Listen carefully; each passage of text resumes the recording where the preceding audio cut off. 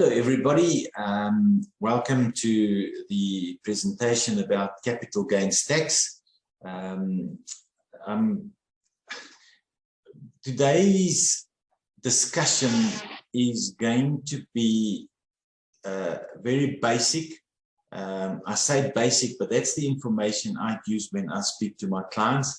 I always advise them to advise their clients, give them the basic information, but rather go and discuss this with your auditor or your accountant, because it's in their field and it's very much about tax, and they're the people that will know what it's about. I want to share my screen with you. All right, so we're going to discuss capital gains tax. This is not an academic discussion.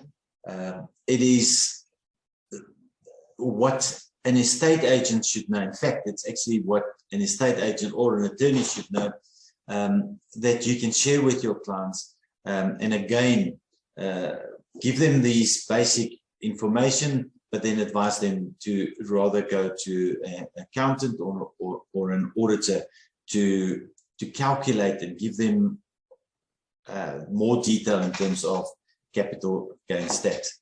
All right, I just want to get a pointer here quickly, laser pointer.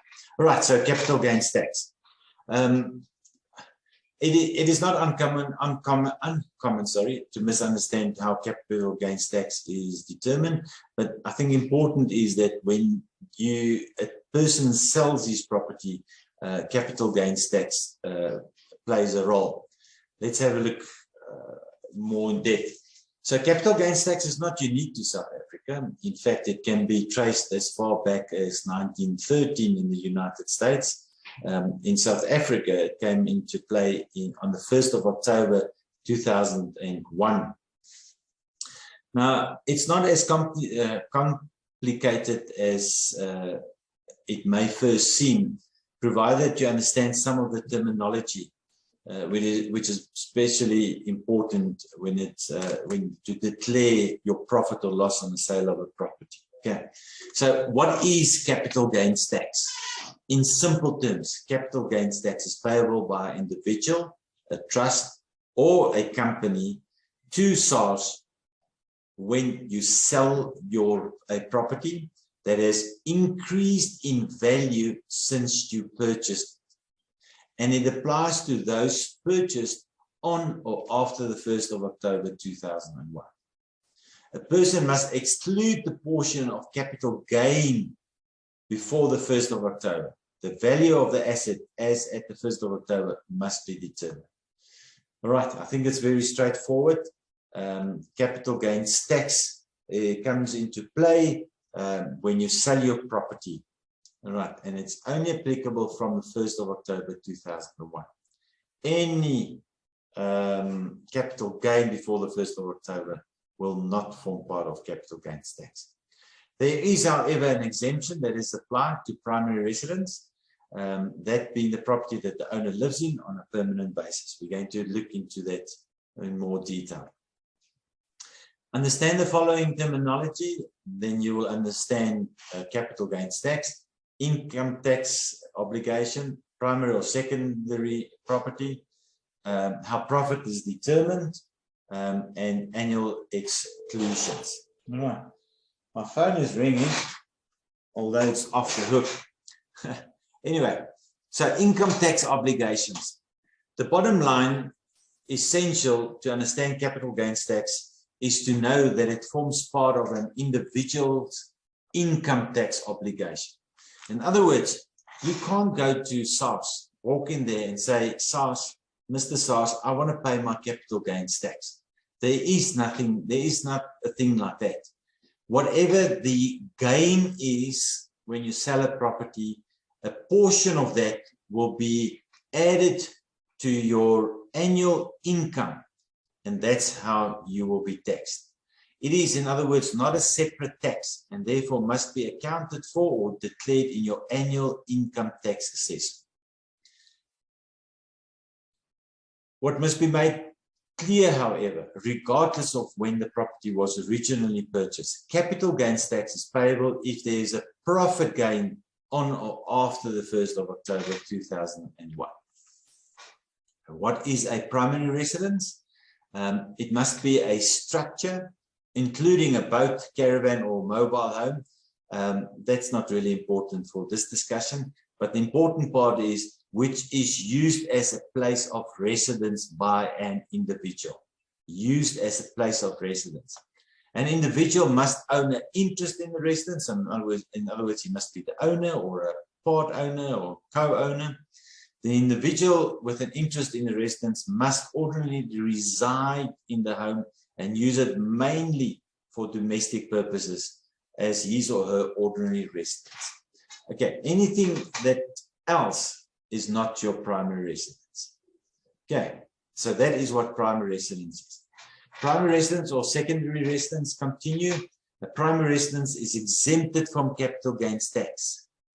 Primary residence is exempted from capital gains tax, but with limitations. So SARS considers the sale of your primary home as capital gains tax exempted, but only up to the first 2 million gain. Not the selling price, the gain, the profit that you make. If it's less than 2 million, there's no capital gains tax payable. This exclusion does not apply to any portion of capital gains made from parts of the home that are used for businesses. Now, a lot of you guys are working from home. If you have a separate area where that's your office, you can use it for tax advantages, but when it comes to capital gains tax, that portion can't be used to indicate what your gain was, and if it's less than 2 million, then you're exempted. So remember, if you do have an office in your house, it might influence the capital gains. A second home sale has no capital gains exemptions. All right. Second home sale has no capital gains exemption. Right, to determine what capital gain has been made, to determine what capital gain has been made is simple math. That deduct the original costs of the property from the amount that the property was sold for. This will indicate the profit that has been realized. Now, that original purchase price, we refer to that as the base cost. So you take your selling price minus your base cost, that's the profit, that's the figure we use for capital gains. Base cost is the original purchase price plus all the costs incurred during the ownership, i.e. renovations, transfer duties, attorney's fees, and agents' commissions. Now, agents' commissions is normally included in the purchase price, so that's not really relevant. All right, so that forms part of your base cost, and that must be deducted from the selling price.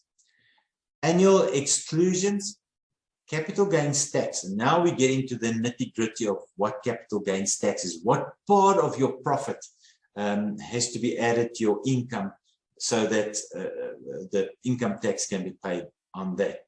So capital gains tax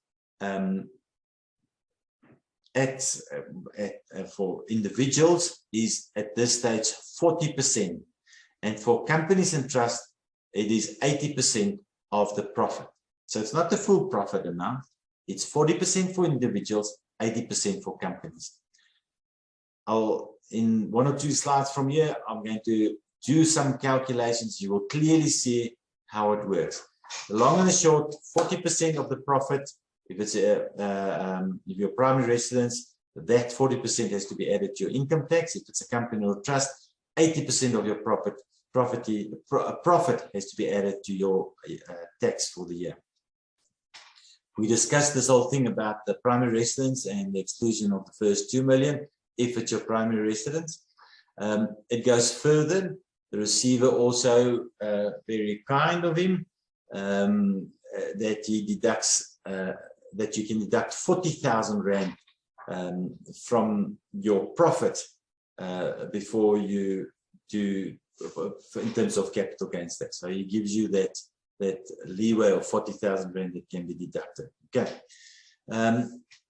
Also important, the exclusion applies only to a maximum of 2 hectares. If your property is bigger than 2 hectares, then you have to calculate and work pro rata out what part qualifies for the exclusions. Emphasis is on the fact that every individual taxpayer has an annual capital gain exclusion of 40,000 rand. If it's in a trust or a company, you do not have that exclusion. All right. Next 3 slides, I'm going to discuss the calculation of a primary residence if you sell it. My apologies. The second one will be a second property, and the third one will be if you sell a property that's registered in a company or a trust. And then I'll have in the 4th slide from here, I'll have a summary, and you can see the massive difference what you have to pay in capital gains tax depending on if it's a primary residence, if it's registered in a company or a trust, etc. Anyway, you buy a home in which you live, in other words, your primary residence, for 2.5 million. You spend 400,000 rand on renovations. You sell the house for 4 million. Your profit is 1.1 million. Now, however, because this is your primary residence, and because capital gains tax does not apply to profits under 2 million, there is no capital gains tax. All right, that's for primary residence, simple, straightforward. Next scenario with the same facts. Investment property, a second property, not your primary residence. You buy a property as an investment for 2.5, you spend 400,000, you sell it at 4 million. So your base cost will be the 2.5 million plus 400,000, that's 2.9. That's your base cost. You deduct from the selling price, the 4 million minus the 2.9, your base cost, that's 1.1 million. So to work out your capital gain tax, you take the 1.1 million, the profit, minus the 40,000 rand that we discussed, times 40%, that's 424,000 rand. So 424,000 rand must therefore be accounted for or declared in your annual income tax assessment. All right. Again, you don't go to the receiver and say, yes, my capital gains tax. That 424 has to be added to your annual income, and it all depends on what bracket you are, and then you pay your annual income tax on that. Now, the third scenario is when the property is registered in a trust or a company. I'm using the same scenario, same facts. Trust or company buys a property for 2.5, spends 400,000 renovation, sells a property for 4 million. Thus, the base cost will be the 2.5 plus the 400,000, that's 2.9 million. You sell it for 4 million minus the 2.9, that's your profit. Exactly the same as the previous scenarios. But here's the difference. You take the 1.9 million, I deliberately put there minus 0 rand because you don't qualify for it because it's registered in a trust or a company, times 80%. That is 880,000 rand must therefore be accounted for, declared in the annual tax of the trust or the company. Massive difference. So let's have a look at the 3 scenarios on one page, basically, and you'll see the massive difference in terms of capital gains tax. So here we are in summary. Remember the same scenario in terms of 2.5, 400,000 renovation, sell for 4 million. Primary residence, 0 capital gains tax. Investment property, 424,000 must be accounted for in the annual income tax assessment. Trust or a company property, 880,000 rand must be accounted for in the annual tax of the trust or the company. So that's basically a summary of our discussion. I hope that was informative. As I said in my invite, it's short and sweet, or it's a basic discussion on capital gains tax. Next slide, there's a address of a calculator.